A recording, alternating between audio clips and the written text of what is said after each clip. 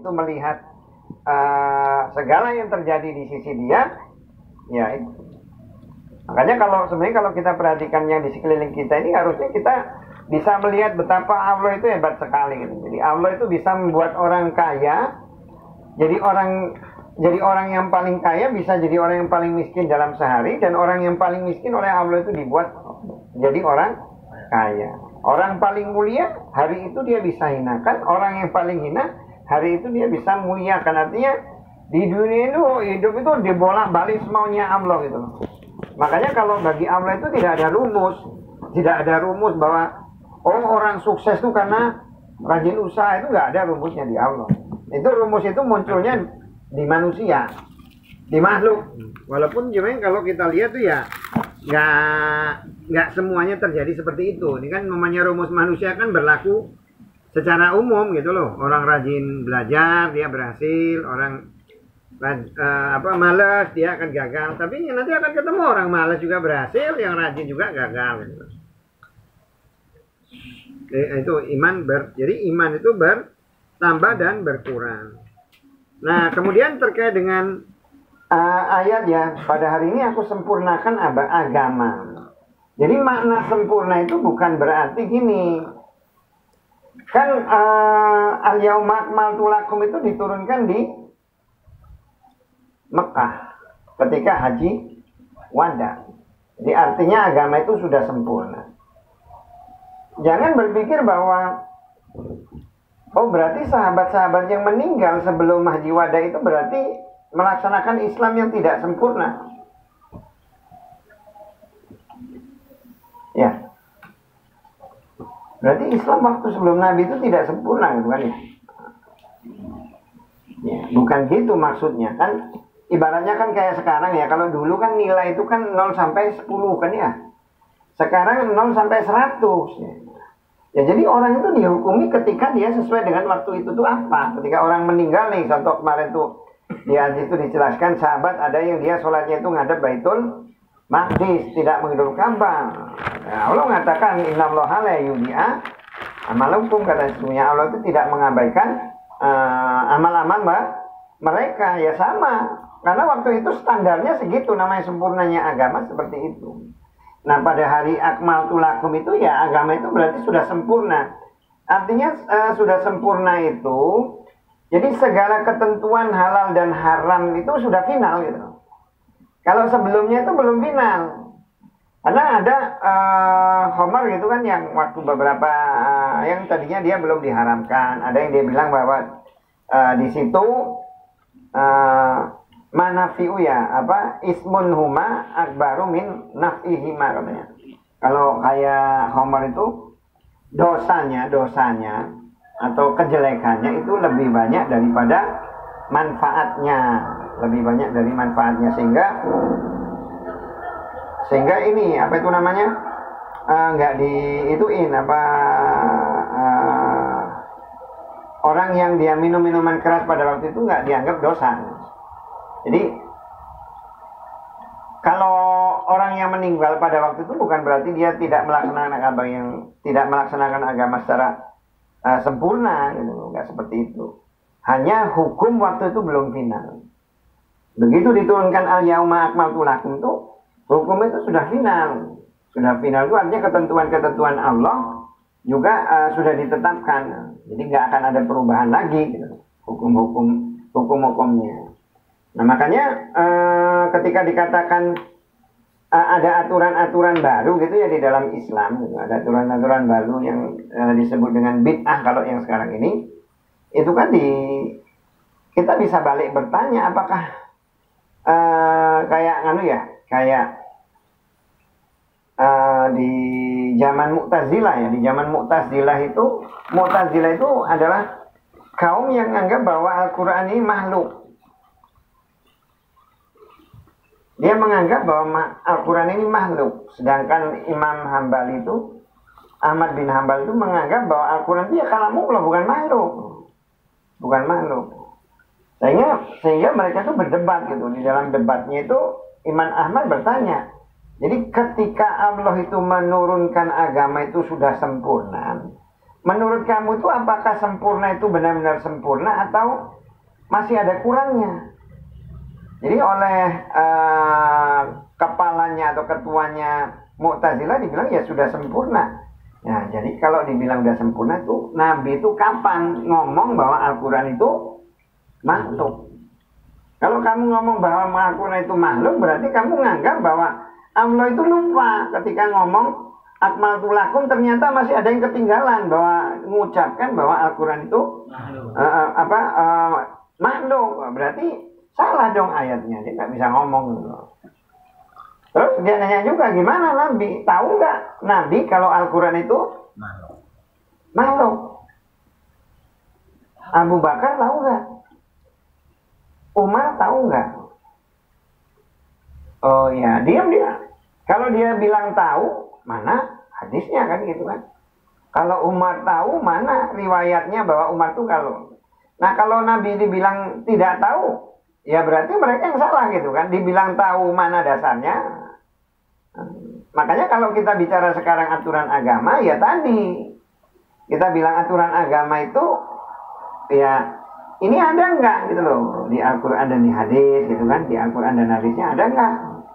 Sehingga kalau dia menambah-nambah hal yang seperti itu, dia menganggap bahwa Islam itu tidak sempurna, sehingga perlu ditambahkan lagi. Sama seperti kayak orang gambar apa itu namanya, gambar ular, biar kelihatan bagus ditambahkan sayap, kaki atau sayap gitu. Jadi akhirnya dia malah nggak jadi benar jadi ular. Dia hanya ya memang kelihatan lebih indah gitu loh. Kelihatan lebih indah. Oh enak anunya.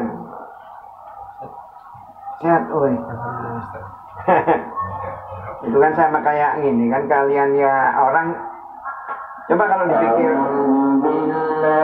dipikir secara logika gitu ya, ketika kita mau sholat jenazah, ya benar juga ya, setelah sholat kok berhenti gitu aja ya, nggak ngapa-ngapain gitu kan ya, kan bagusnya doa gitu kan ya, terus ngomongin mayatnya, ya memang lebih kelihatan lebih luas gitu loh.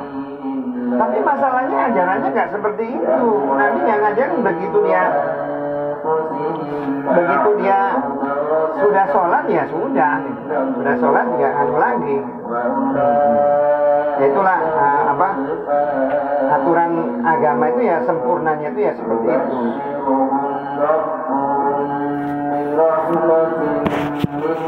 Nah katanya kalau kita meninggalkan sesuatu yang sempurna berarti kita itu berkurang. Jadi kalau kita ini punya nih standar ya, aturan agama itu kan banyak ya. Jadi semakin banyak aturan agama itu ya, kalau kita mau melaksanakan semuanya itu berarti bagus. Orang yang sempurna itu adalah orang yang melaksanakan seluruh aturan agama, itu paling bagus. Tapi kalau dia tidak melaksanakan semuanya ya pasti levelnya beda dong dengan orang yang melaksanakan semuanya gitu. Yang melaksanakan semuanya.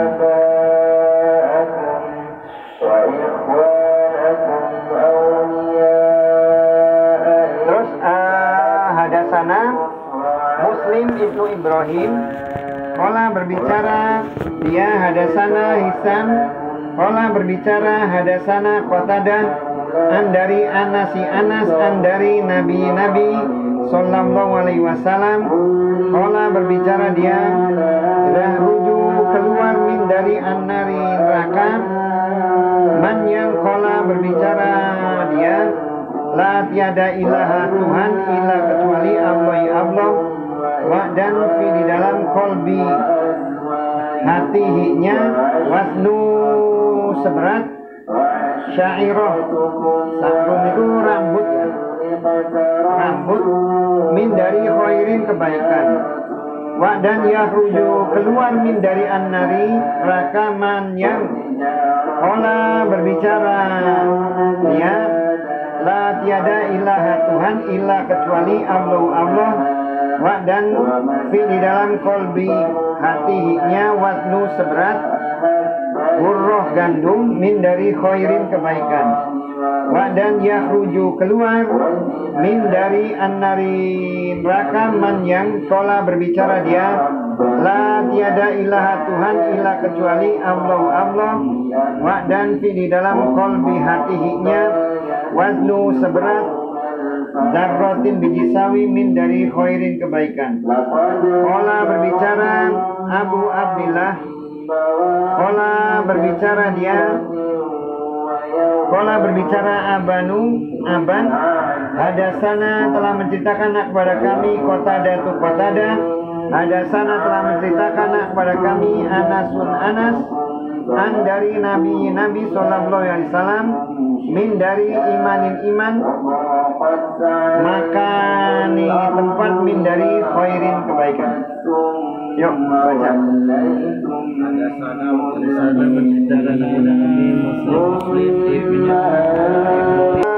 Jadi Nabi SAW dari Anas dia berbicara Nabi katanya akan keluar dari neraka yang mengucapkan la ilaha illallah dan di dalam hatinya ada seberat rambut dari kebaikan, dan akan keluar dari neraka yang berbicara tiada Tuhan kecuali Allah, di dalam hatinya itu ada kebaikan, ada seberat biji sawi dari kebaikan. Ini dari apa sih, gandum. Dan akan keluar dari neraka yang berbicara la ilaha illallah, di dalam hatinya ada seberat biji sawi kebaikan. Nah, ini kan babnya ini kan cerita tentang iman itu bertambah atau berkurang gitu kan ya, ceritanya itu kan tentang itu. Jadi artinya kalau orang masuk neraka itu kan berarti dia itu banyak dosa. Dosanya itu pasti lebih banyak dari kebaikan, itu rumusnya orang masuk neraka gitu loh. Artinya apa? Artinya kalau orang banyak berbuat dosa ya imannya ya semakin dia banyak dosa, imannya semakin kurang gitu. Makanya ketika di dalam hadis lain dikatakan tidak beriman ketika orang itu sedang mencuri, itu orang itu nggak beriman. Ketika orang itu lagi berzina, dia itu tidak beriman. Orang kalau dia beriman, ya dia tidak akan berbuat maksiat. Takut kan namanya sekarang nih misalnya nih kita nih dilarang berbuat zina. Kebayang nggak kalau dosa zina di akhirat itu seperti apa siksanya? Oh ya, pasti kalau mikir itu pasti dia nggak akan berani berbuat dosa. Tapi ketika orang nih misalnya di depan jalan tuh dibilang ada polisi razia, mau nggak pakai helm nggak apa-apa lah, lewat aja. Karena kita nggak yakin kan yang benar aja. Nggak percaya kalau di depannya benar-benar ada polisi. Begitu ternyata dia lewat ketangkep. Artinya dia nggak percaya kalau di depan tuh ada polisi. Jadi ketika orang itu berzina atau dia berbuat dosa, itu berarti dia tidak beriman. Jadi artinya kalau kita banyak berbuat dosa ya imannya itu berarti hilang gitu. Makanya namanya iman manusia itu imannya itu ya naik turun. Naik turunnya itu makanya bagaimana kita itu bisa menjaga iman kita. Makanya kita sering disuruh doa, Allahumma sabit qalbi ala dinik, katanya. Tetapkan hati saya itu kepada agama. Gimana menetapkan kepada agama? Ya kita kuncinya sebenarnya banyak ngaji. Kenapa para sahabat itu kerjanya itu baca Quran? Utsman gitu ya, Utsman yang dibilang dia para sahabat yang sudah hafal Al-Quran itu mereka selalu rutin membaca Al-Quran. Membacanya itu bukan cuma ngapalin gitu kan ya, tapi ya benar-benar baca. Karena dengan membaca itu seperti kalau kita ini badan ini kita butuh makanan, jiwa juga butuh makanan. Jadi kalau kita itu ingin iman kita kuat ya selalu baca, belajar agama. Beda ketika kita itu belajar agama sama tidak belajar agama. Coba umpamanya gini lah, umpamanya kayak anak-anak ini misalnya, contoh liburan sebulan pasti imannya itu bubar. Apalagi kalau di rumah dia tidak pernah ngaji. Begitu dia balik ke sini ya imannya mantap lagi karena dia ngaji. Makanya orang yang hidupnya itu tidak pernah ngaji, tidak pernah baca Quran, tidak pernah pasti nggak ada iman itulah. Mau sholat juga ya sama, sholatnya sholat lagi. Sholat ya imannya ada, tapi maksudnya nggak besar, dan lama-lama itu ya nurun-nurun kalau namanya iman itu. Kalau nggak dikasih makan ya dia lemah. Makanya di ulama kan mengatakan kalau bahwa jiwa itu kan seperti badan. Ketika dia tidak diberi makan, dia itu akan lemah. Dia nggak dikasih makan. Ya makanannya itu apa? Makanannya jiwa itu agama. Orang itu kuat itu kan kalau punya semangat gitu. Makanya orang kalau dalam kondisi paling kepepet itu, begitu dia punya keyakinan, dia bisa. Tenaganya kan muncul karena dia punya keyakinan. Tambah. Nah, tapi prinsipnya itu disatakan man qala la ilaha illallah dakhala jannah. Jadi ketika muncul hadis yang seperti itu Nabi itu ngomong sama Hudzaifah gitu ya, ngomongin sama Hudzaifah. Jadi sama Hudzaifah itu, boleh saya sampaikan? Jangan, kata Nabi. Jangan disampaikan ke yang lain, nanti mereka nyantai. Tapi akhirnya Hudzaifah ketika Nabi itu meninggal, dia sampaikan karena dia takut menyembunyikan ilmu, Jadi prinsipnya sebenarnya orang yang mengucapkan la ilaha illallah dia akan masuk surga. Tapi maksudnya la ilaha illallah itu kita lihat budaya Arab ya. Orang Arab itu tidak bohong. Dia mati-matian ngomong la ilaha illallah itu kalau dia nggak benar-benar beriman ya enggak. Dia memang percaya benar gitu loh. Masalah setelah itu dia nggak nggak sholat atau apa, tetap gitu loh. Beda dengan orang yang mengucapkan la ilaha illallah hanya untuk taktik atau apa gitu. Gitu. Jadi zaman dulu la ilaha illallah itu nggak mau, makanya kayak Abu Thalib gitu ya. Abu Thalib kan ketika datang gitu kan, didatangin Nabi bolak-balik kan, sebenarnya apa masalahnya dia kan? Dah saya la ilaha illallah aja untuk nyenengin Nabi Muhammad kan ya. Di depan Nabi Muhammad ngomong dia nggak mau karena bohong bagi mereka itu sesuatu yang aib gitu loh, nggak mungkin bohong. Makanya begitu dia datangin Nabi waktu mau sakaratul maut, kemudian datang Abu Lahab sama Abu Jahal. Nanti kalau kamu ngomong la ilaha illallah karena kami caci maki kamu. Takut juga dia gitu kan. Akhirnya dia tidak mengucapkan la ilaha illallah, matinya mati kafir, udah jelas itu. Jadi prinsipnya kalau orang dia mengucapkan la ilaha illallah dengan sepenuh hati, terus tiba-tiba dia mati, ya dia masuk surga. Yang penting, tapi kalau setelah mengucapkan itu masih ada kesempatan dia berbuat baik dan tidak berbuat baik, ya neraka dulu gitu, neraka dulu. Kan ada beberapa orang yang dia beriman gitu ya, beriman la ilaha illallah di medan perang kan ya, di zaman Nabi ataupun di zaman Umar, dia belum sempat mengucapkan 2 kalimat syahadat, dia belum sholat, belum apa, udah langsung perang, mati, ya, masuk surga. Artinya berarti begitu orang itu mengucapkan la ilaha illallah itu pahalanya itu besar. Makanya nanti di hari kiamat itu orang itu ditimbang ya. Ditimbang ucapan la ilaha illallah itu digambarkan seperti satu buah kartu. Ditimbang ternyata nggak ada yang bisa mengalahkan la ilaha illallah. Dosa seberat apapun itu nanti akan kalah dengan la ilaha illallah. Makanya itulah kenapa la ilaha illallah yang diucapkan dengan tulus hati ini oleh Allah itu dihargai dengan surga. Walaupun nanti dia banyak berbuat dosa, dia dekam dulu. Hadatsana Al-Hasan ibnu Sobah, Sami'a mendengar dia Ja'far kepada Ja'far ibnu Aun. Hadatsana Abul Al-Umais, akhbar telah mengabarkan kepada kami Qais ibnu Muslim dari Ibnu Shihab ini gurunya Imam Malik.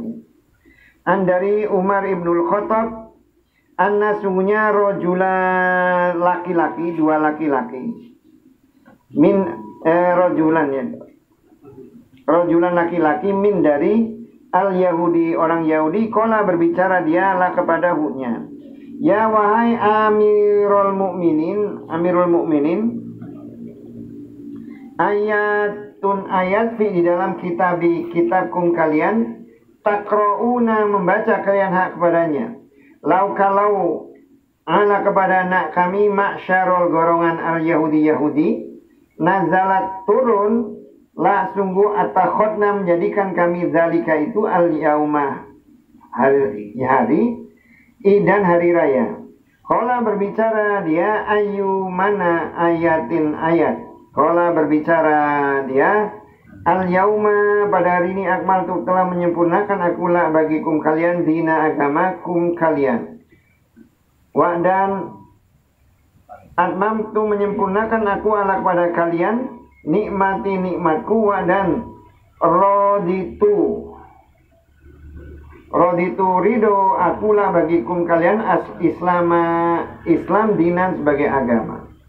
Qala berbicara Umar, qad sungguh arafna mengetahui kami zalika itu al-yauma hari wa dan al-makana makan alladzi yang nazalat turun dia di dalamnya ala kepada Nabi sallallahu alaihi wasallam wa dan huwa dia qaimun yang berdiri di Arafah yauma di hari al-jum'ati Jumat.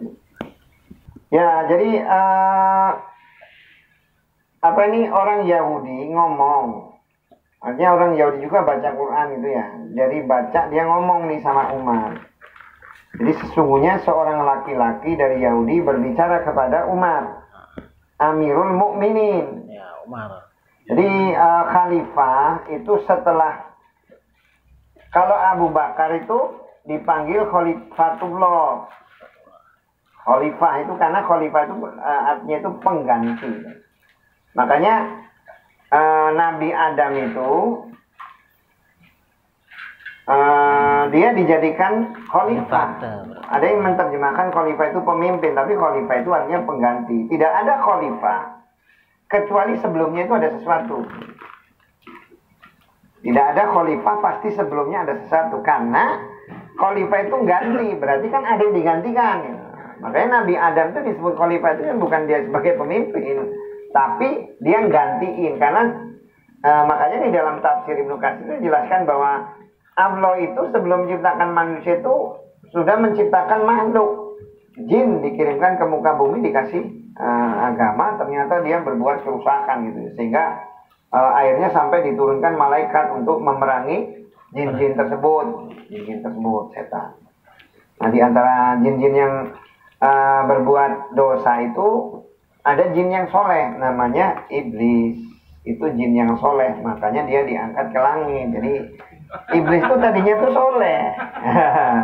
Jadi soleh. Karena itu waktu digempur sama malaikat bumi itu isinya tuh ya setan semua gitu loh. Yang soleh cuman iblis. Akhirnya dia disuruh tinggal di langit. Disuruh tinggal di langit. Disuruh tinggal di langit. Bareng dengan para malaikat karena solehnya. Begitu diciptakan Adam dia iri kan. Dia iri akhirnya ya, jadilah dia kafir gitu kan. Nah, ketika Umar menjadi khalifah, orang-orang bingung memanggil dia. Kan masa dia mau dipanggil khalifah Rasulullah. Kan bingung kan ya? Masa ya nanti Umar mikir, dan nanti kalau pengganti saya khalifah gitu kan ya. Nah kalau yang kelima gimana? Khalifah. Kalau Abu Bakar memang khalifah pengganti Rasulullah gitu kan ya. Nah saya ini pengganti Rasulullah. Nah ini harus terus-terusnya gimana? Dia bingung, orang nyari gimana. Ada yang apa itu namanya mau ngusulin macam-macam. Tiba-tiba waktu itu datang utusan dari Syam. Orang mau nanya tuh. Dia nanya, mana amir kalian? Amir kalian tuh mana? Amir. Siapa amir? Yaitu pemimpin kalian. Oh sahabat tuh jadi datang, dia langsung lapor, ya Umar, udah ketemu nama kamu. Apa? Amir. Kamu amir. Karena kamu tuh amirnya orang mukminin, berarti kamu panggilannya Amirul Mukminin gitu. Jadi dia dipanggil Amirul Mukminin. Amir itu kan sebenarnya yang ngurusi urusannya orang yang beriman gitu loh. Pemimpin ngurusin gitu. Namanya ngurusin. Jadi amir itu orang yang ngurusin. Nah, karena kita itu salah bahasa dia pemimpin, dia namanya pemimpin, dia mimpin. Tapi kalau amir dia ngurus. Jadi kalau orang salah nama salah, kalau mimpin ya pokoknya ngikut gua, bener salah ngikut gua gitu kan bahasanya kan ya. Tapi kalau amir ya itu ngurusin orang yang orang-orang Islam gitu. Salah panggilan akhirnya salah.